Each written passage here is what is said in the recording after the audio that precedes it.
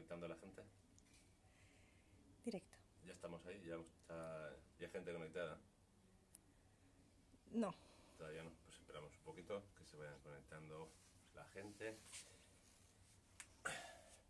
Acércate un poquito si acaso. Uno. Hoy vamos a hablar de los juníperos. Juníperos chinenses, la variedad Itoyawa. Y bueno, vamos a ver un poco cómo los he ido formando desde esquejes, desde el principio. Los chinenses no se plantan desde semilla, los hacemos, por lo menos aquí en nuestra escuela, los hacemos todos desde esqueje. Y bueno, a ver si se conecta un poco más de gente y empezamos un poco con el lío. ¿Hay mucha gente ya conectada? 26. 26, vale. Bueno, pues os voy a contar cómo los hago yo los esquejes y bueno, la técnica es muy sencilla. Suelo tener plantas madres, en concreto tengo 3 de ellas que vienen todos, dos vienen de la misma planta, que es uno de mis juníperos que tenemos allí, aquel grandote, si lo podéis ver, luego lo enseñaré con detalle. Y otro es una planta madre que cogí de Alberto Baleato para hacer unos injertos, y cogí varios y uno de ellos lo dejé como planta madre para sacar más esquejes, ¿vale? En concreto con estos lo que suelo dejar son tirasabias para que vayan engordando la base del tronco. Aquí vemos como este junípero, luego lo enseñaré cómo lo he ido formando, pero bueno, ahora estamos montando el esqueje. Una de las ramas de tirasabia la dejamos muy larga y cortamos. Lo que hacemos es limpiar la parte de debajo.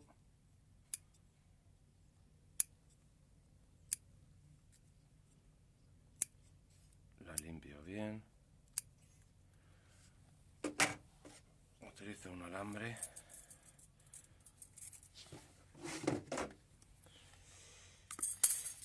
Y le doy las primeras curvas, siendo aún. Lo alambramos.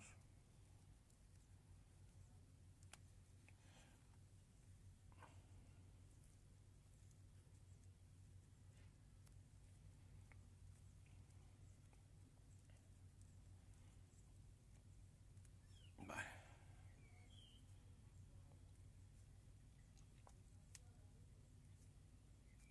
Ok. Más o menos. A mí me gustan hacer los plantones. En este caso me gusta hacer los plantones de Itoyawa muy retorcidos. Entonces, para ello lo que hago es, antes de pincharlos en la maceta, los alambro y les doy las primeras curvas.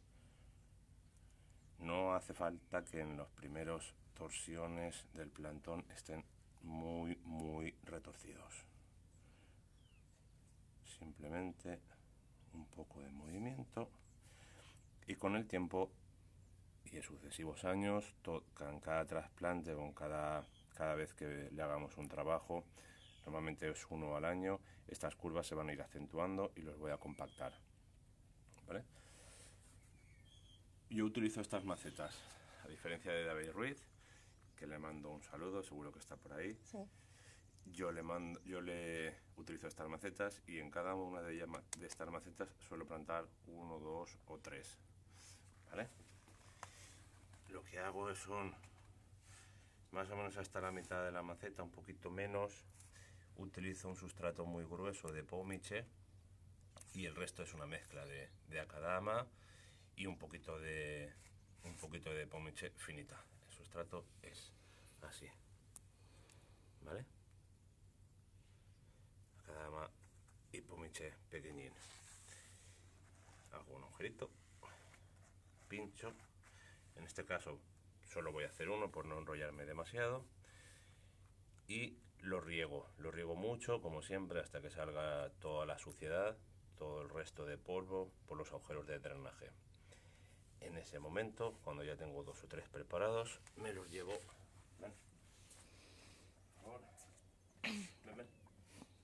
José Luis Gascón pregunta sobre qué tipo de sabinas lo hacéis. No son sabinas, son chinensis. ¿Sobre la turífera funciona?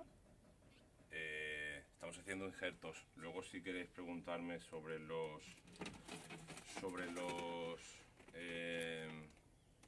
estamos haciendo esquejes. Luego si queréis preguntarme sobre los injertos lo vemos. Este es mi invernadero. Sí, es un invernadero casero hecho con policarbonato, pero la función es que mantiene la humedad perfectamente. Entonces, yo suelo llenar esto de esquejes. José Miguel Rincón pregunta, ¿no necesitáis hacerle clónex o enraizante o algo? No, yo no he utilizado. Sí que es verdad que al principio utilizábamos unos polvos enraizantes, pero se terminó, no he vuelto a comprar y no he utilizado. No es necesario. Por lo menos en mi caso yo no he utilizado. ¿Vale? Normalmente cada año suelo llenar esto de esquejes y el porcentaje es bastante alto. No te diría, pues igual es un 90-85% de ellos salen adelante. Javier Fernández, ¿usas algún tipo de hormona No. de enraizamiento abono específico para raíces o no hace falta? No. El otro día Chao me hablaba de un lombrico raíces. Bueno, lo probaré, pero yo no lo he utilizado hasta ahora. Para hacer esquejes no lo he utilizado nunca. Para hacer acodos es posible que funcione bien. No lo sé, no lo he probado, pero bueno, lo probaré, no cuesta nada. Hormonas no, desde luego, no las he utilizado. Bueno, normalmente los tengo un año en estas macetas. Estos son del año pasado. Si te acercas un poco se verán bien. Buen día, Lola. Son los esquejes que fueron hechos el año pasado, ¿vale? Como veis, las curvas están hechas. Lo único que vamos a ir haciendo este año, en el caso de mis gustos, que a mí me gustan los sojines, se apretan. No sé si se ve bien. Pues nada, le damos otro apretón y vamos compactando las curvas. ¿Vale? Se van apretando poco a poco. Como ya tenemos puestos los alambres del año pasado, no tenemos que sacar el plantón de la maceta ni tocar nada. Estos tienen un año y ahora vemos cómo han empezado a mover ya lo que es esta estación. Estos tiros son del año pasado. Una vez que el esqueje había cogido, había metido sus propias raíces, brota. No brota mucho porque utilizan toda la energía en emitir sus propias raíces, en estabilizarse, y a partir de este año es cuando el plantón va a tirar un montón. Va a empezar a engordar y va a empezar a formarse. De estos, pues bueno, hay algunos que han funcionado mejor, como es el caso de este. Otros, con el hecho de que subsistan es suficiente, no se han secado, por lo tanto este ha sido otro éxito. Este no emitió ningún brote el año pasado, pero por lo menos no secó, que ya es importante. ¿Vale? Aquí tenemos otro. En este caso es una maceta que tiene dos plantoncitos.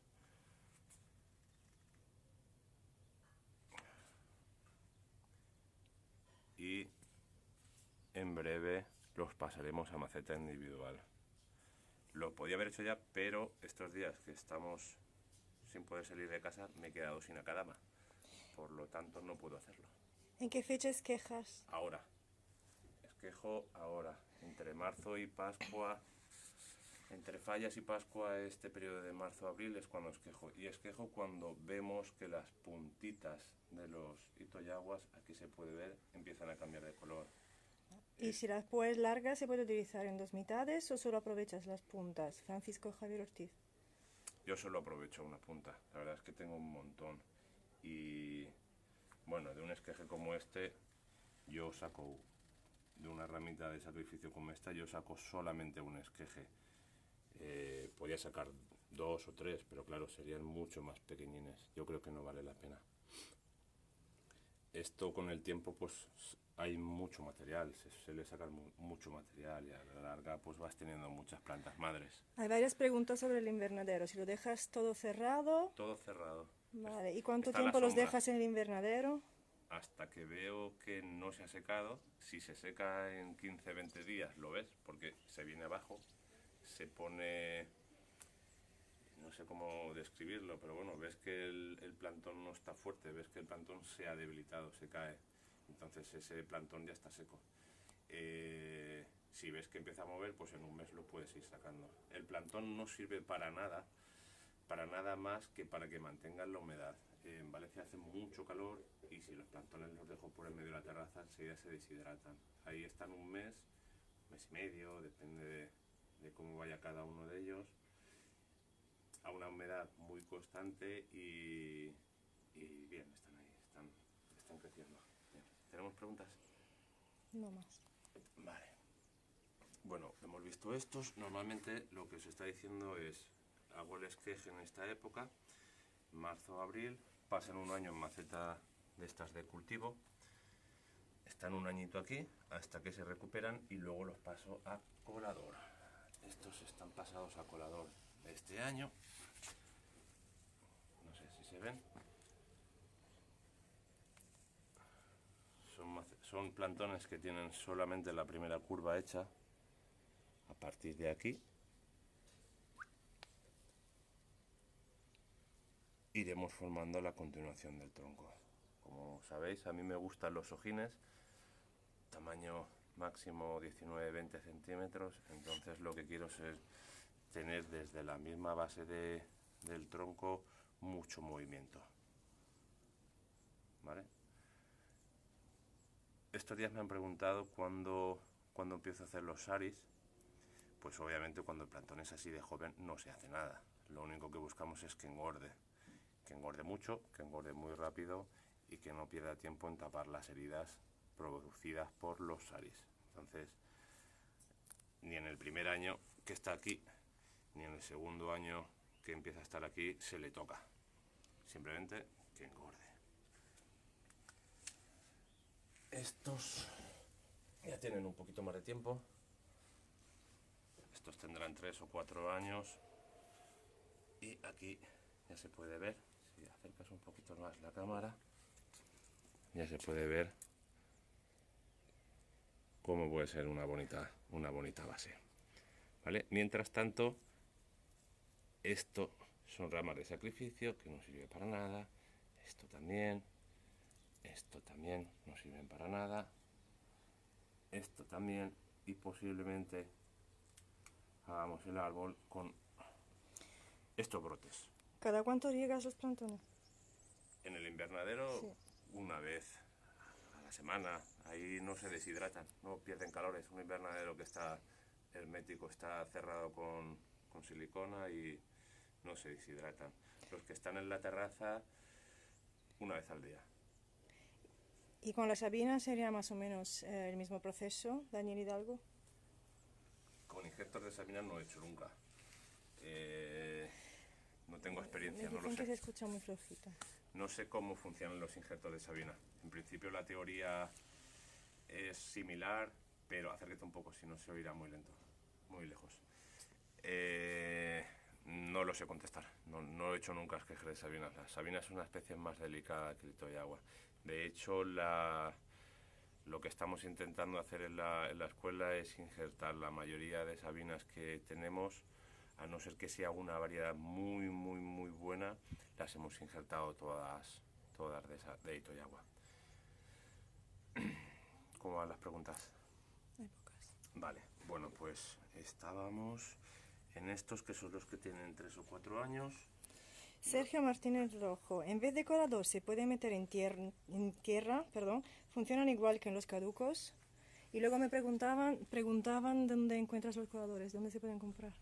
Estos coladores los puedes encontrar, en concreto estos modelos son los mismos que utiliza David, resisten un montón a la intemperie y son los que se utilizan en Aquarius. Los venden, creo que Alberto Baleato Quingui tiene, y si no le podéis preguntar a él, o bueno, yo creo que los compré todos a él. Tengo un montón por el estudio y creo que son todos de él. Daniel Moreno, ¿cuántos días esperas para abonar los esquejes? Un par de meses. Los esquejes un par de meses. Rosa Pérez, ¿puedes hablar del abono? Diferencia de cómo abonas, de pre-bonsáis, bonsáis. Bueno, los bonsáis más adelantados, ya lo comenté el otro día, yo utilizo Anapocor, Biogol en los más formados. En el resto, este año he utilizado el Anapocoro que tenía por ahí y se me había incluso olvidado que lo tenía. Y si no, utilizo abono en pellet para pre-bonsai. También uso abono líquido con coreto lombrico para los un poquito mejores, para los que están más avanzados, más terminados, y para estos que son de batalla, abono orgánico de cualquier marca, respetando las dosis o incluso reduciéndole un poquitín las dosis y aumentando la frecuencia. José María Rubio, ¿cuáles son las principales plagas que tienen los hitos? ¿Hongos, ácaros? Vale, tengo aquí este árbol que es de mi amigo Carlos Guti, que estos días se está pegando una panza a currar porque trabaja en el sector sanitario y desde aquí le mando un súper abrazo. En mi colección y en la mayoría de árboles de los amigos, el problema principal que vemos en los hitoyaguas es esto, y es la maldita araña roja. Es un ácaro y es súper fácil. ¿Veis cómo está apagado? ¿Ves cómo tiene otro color? Pues esto es un ataque continuo de la araña roja. El tratamiento es muy sencillo, hay que ser un poco constante. Nosotros utilizamos un producto que se llama, o un par de productos que se llaman, luego os lo diré, no recuerdo el nombre, pero bueno, son acaricidas, ovicidas y larvicidas, siempre para la araña roja. Creo que se llama Samurai o algo así. Nada, es un producto que mata la larva, mata el huevo, la larva y el ácaro. Simplemente es suficiente con aplicarle 2 o 3 dosis en un periodo de un mes y el ácaro desaparece. El problema es lo que dura la aguja dañada en el árbol. Este año empieza a recuperarse, no sé si ven aquí las puntas nuevas, pero lo ha pasado muy mal. El árbol se defiende sacando este tipo de escama, de agujas que vemos por aquí, y es un indicador de su debilidad. Hongos.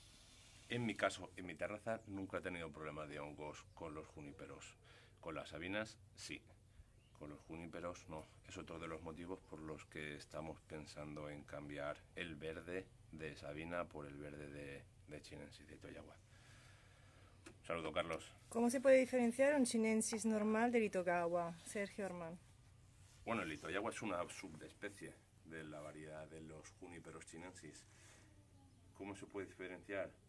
Pues el típico color verde, la densidad de las hojas es mucho más cerrada, mucho más compacta, brotan mucho más lento, y luego dentro de los chinensis hay cientos de variedades de ellos. Las más conocidas pueden ser que sean el chinensis, Itoyawa y el sargenti, son los más conocidos, los más comerciales, pero hay un montón de ellos, todos no los sé diferenciar.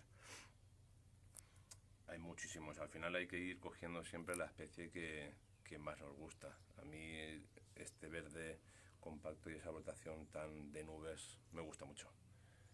Esa fallera, la conocéis todos. Este año estará representando el Congreso de AVE, el segundo Congreso de AVE que realizaremos en diciembre. No he podido ir a la peluquería, se le está cayendo todo el peinado. Le hemos puesto un alambre, pero nada. No Víctor manera. Olivares, supongo que será mucho más difícil localizar araña en juníperos que en árboles de hoja ancha, Hola, amigos. que enseguida se notan las manchas. Hola, amigos. La araña en los juníperos salta a la vista. Enseguida cambia el color, se pone muy pálida Y para detectarla, o estás al tanto en el color del verde, del follaje, o bueno, es muy fácil, es el típico truco que utilizamos todos en la escuela. Ponemos un folio debajo, damos unos golpecitos en el verde y enseguida cae. Luego el folio lo doblamos por la mitad, lo movemos una cara sobre la otra y si tiene arañas rojas se quedan como unos rastros rojitos en la parte inferior del folio. Ese es el mejor indicativo de que tiene araña roja. Cari Díaz pregunta, ¿cuándo es el momento ideal para injertar hito en Sabina? Nosotros lo hemos hecho a partir de mayo. En mayo, junio es cuando mejor nos han funcionado los esquejes. Los hemos hecho muchas veces con Luis. Aquí os voy a enseñar una Sabina.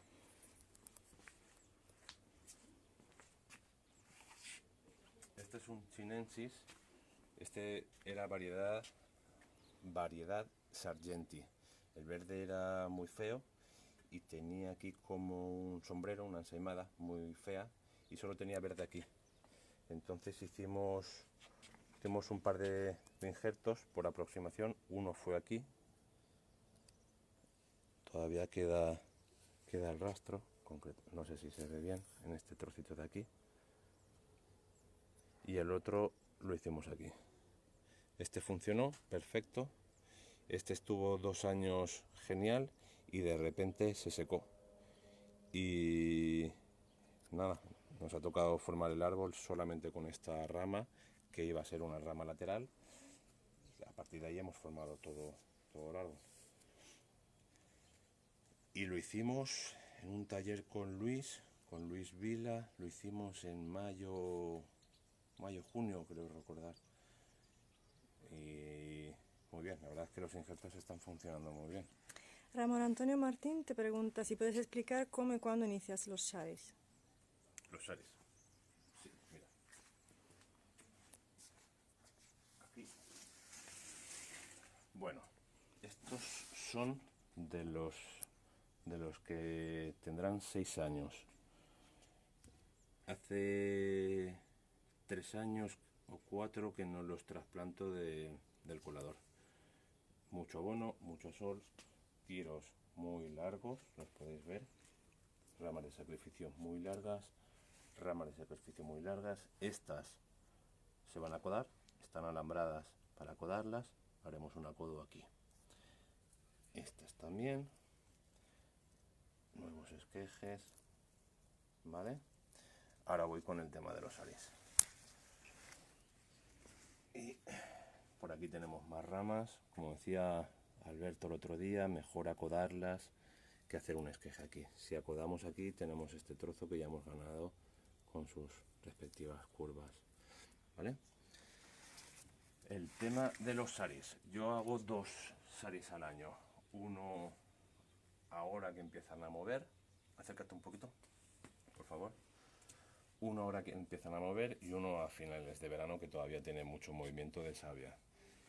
En cada una de las intervenciones lo que hago es comer un trocito así, más o menos. Esto está vivo, entonces le como un trocito. Intento casi siempre que fueran en los interiores de las curvas para crear esos movimientos cada vez más acentuados. Aquí se pueden ir viendo cómo hemos hecho cada vez unos sharis. Aquí también, ¿vale? No tienen muchos porque los primeros años del plantón no se toca. Lo que queremos es que engorde. Aquí tenemos otro. ¿Vale? No sé si se ve. Este árbol irá plantado así para hacer un semicascada hacia ese lado. Y todo esto de aquí serán jeans, ¿vale? Aquí se puede ir viendo la escala de los diferentes años con los diferentes sharis. No sé si se ve muy bien, pero bueno, esa es la idea. En realidad el árbol al final lo haremos o con este brote o con alguno de estos de aquí. El resto del verde, incluso todo esto que está alambrado y muy retorcido, esto no sirve para nada. simplemente son jeans, madera muerta para el futuro. Víctor Olivares pregunta, ¿cómo saber por dónde hacer el shari para no afectar a ramas vivas? Bueno, eso es una de las cosas más sencillas. Si la rama está aquí, tú tienes que ir recorriendo hacia detrás y ver por dónde va el trasiego de savia. Yo normalmente lo que hago es pintarlo con una tiza. Me marco con una tiza cuál es el movimiento de savia o por dónde va a ir el sari. Y el primer año hago 1 milímetro y medio, un poquito más. El segundo año o a finales de este mismo año el sari casi se ha cerrado, entonces lo que voy, poco a poco lo voy abriendo. Obviamente intentamos hacer movimientos sinuosos y movimientos que sean acorde al movimiento del tronco. No vas a hacer un sari recto cuando tienes un tronco con estas curvas, pero eso ya te lo va marcando un poquito en la gracia que tiene el árbol. Jesús Garrido pregunta, ¿cómo diferenciar la avena viva? ¿Cómo diferenciar la avena viva? La avena viva, al principio está todo vivo. Cuando tú coges un plantón como estos, está todo vivo. Aquí no hay vivo ni muerto. O sea, no hay diferencia entre lo vivo y lo muerto. Tú vas a ir marcando el camino de lo vivo abriéndole los saris. Por eso es lo que estaba diciendo justo ahora. Lo que haces es pintar por donde quieres que vaya o una cosa o la otra. Si quieres pintar el sari, vas a pintar por donde va a ir lo muerto y a partir de esa pintura, de esa marca que has hecho con la tiza, con un rotulador, vas a ir abriendo con una gubia y con el paso del tiempo lo vas a ir ampliando. Vicente Baixauli, si los esquejes de un año los metes en el suelo, ¿se trabajan de manera diferente? No, se trabajan igual. El problema es que estar trabajando con un árbol en el suelo es mucho más complicado. Estar tirado ahí en el suelo manipulando la planta es más complicado. Y los crecimientos son mucho más agresivos. Un árbol en el suelo crece mucho más. Yo formo árboles pequeñines. A mí lo que me interesa es que crezcan poco a poco. Si quisiéramos formar árboles más grandes, sería más apropiado formarlos en el campo o en macetas grandotas, tipo estas de aquí. Aquí tenemos otro de los ejemplos. Aquí he hecho unas pruebas, en lugar de plantar en coladores, he utilizado unas macetas, las macetas más grandes que teníamos por casa. El crecimiento es mucho más rápido. Aprovecho por la pregunta de Adrián Palomar. ¿Notas diferencia en ponerlos en colador o en maceta de entrenamiento? Colador o maceta, no. Cuando son tan pequeños no noto la diferencia. Tengo alguno por ahí en maceta. De hecho, este año tuvimos un debate chulo con Luis sobre colador y maceta y he plantado, estos son del año pasado, esquejes del año pasado. ¿Qué hora es? ¿Qué hora es? Ahí. Vale, ahora vamos a parar. Hablo un poquito sobre la diferencia entre una cosa y otra y cortamos un momentín. El año pasado tuvimos una discusión muy interesante con Luis y los compañeros de la Escuela Bonsai de Valencia sobre plantar en maceta o plantar en colador. Bueno, pues la respuesta os la daré el año que viene, ¿vale? Sí que es cierto que en colador crecen mucho porque abono mucho, porque se deshidrata antes, entonces tienen que tener más aporte de agua y en maceta retienen mejor la humedad. En maceta las raíces se enrollan en la misma maceta y en cultivo, en colador, las puntas de las macetas cada vez que asoman se paran. Entonces, esa es la teoría. Ahora vamos a ver quién crece más. Voy a abonar los dos igual y voy a regar los dos igual.